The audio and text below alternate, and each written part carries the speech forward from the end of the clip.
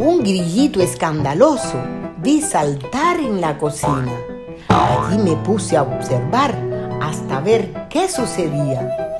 Muy furioso discutía con una sabandijita que atrapaba una mosquita que el grillo también quería.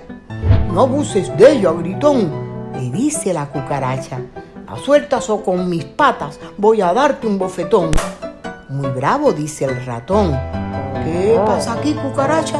¿Me dices que con tus patas le vas a hacer a gritón?»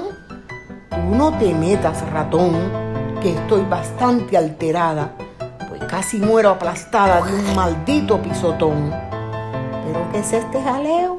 «Volando», dice un mosquito. «Llevo rato en un huequito observando este bateo».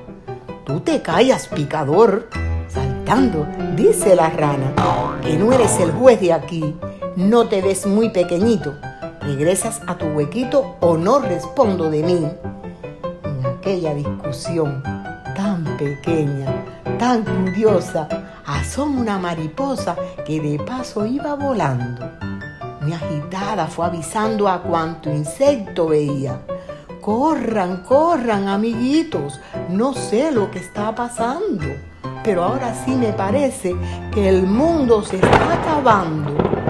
Hizo su entrada 100 pies, la araña, mariposa, la hormiguita, babosa, la pulga, la lagartija y un enorme camaleón. Se armó una gran confusión entre insectos y vectores, que entre ruidos y rumores paró en una discusión.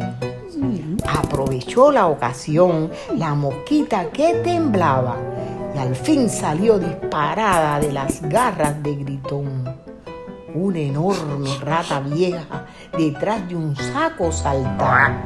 Tremendos brincos que daba, regañando a los bichitos que corriendo a sus huequitos, cada cual se retiraba.